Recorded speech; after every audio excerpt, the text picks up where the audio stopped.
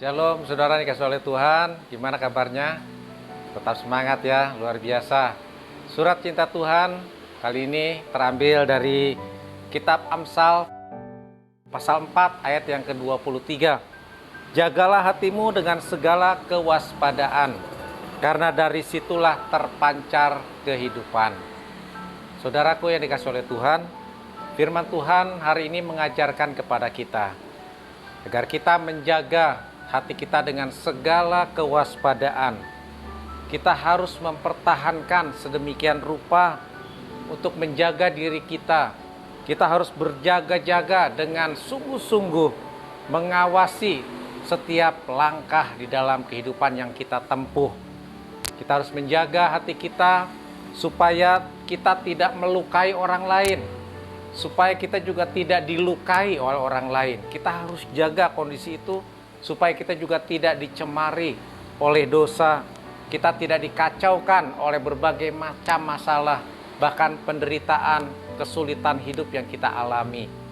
Bapak Ibu Saudara dikasih oleh Tuhan, mari kita menjaga hati kita sebagai satu permata yang indah yang Tuhan percayakan dalam kehidupan kita. Ibarat orang yang memiliki kebun anggur, mari kita jaga hati kita seperti kita menjaga kebun anggur kita. Kita rawat dengan baik, kita jagai, kita lakukan yang terbaik sehingga akan menghasilkan buah-buah yang terbaik.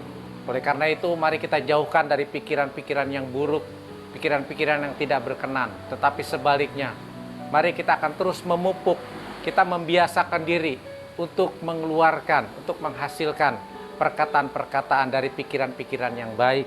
Oleh karena itu, mari kita dengan tekun, mari kita dengan kekuatan pertolongan daripada Tuhan, dengan bantuan daripada Roh Kudus sendiri, agar kita mampu untuk menjaga suasana hati kita tetap dalam kondisi yang baik.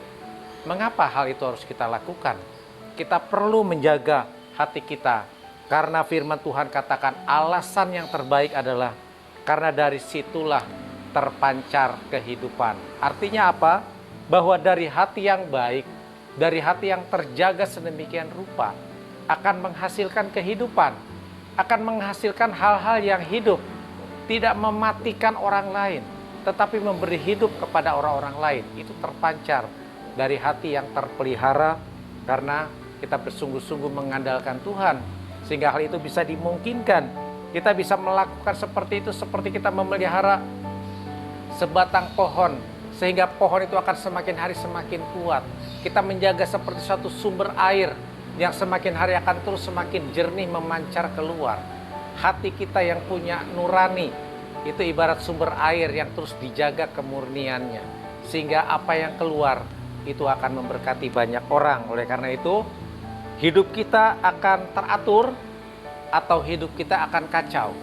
Hidup kita akan menjadi nyaman atau hidup kita tidak nyaman. Itu semuanya berasal daripada keadaan hati kita. Apakah hati kita terpelihara atau hati kita terlantar? Pilihan ada kepada kita sekalian. Oleh karena itu saya ingin mendorong kepada kita sekalian, mari kita jaga hati kita, karena dari situlah terpancar kehidupan. Tuhan Yesus memberkati kita sekalian. Amin.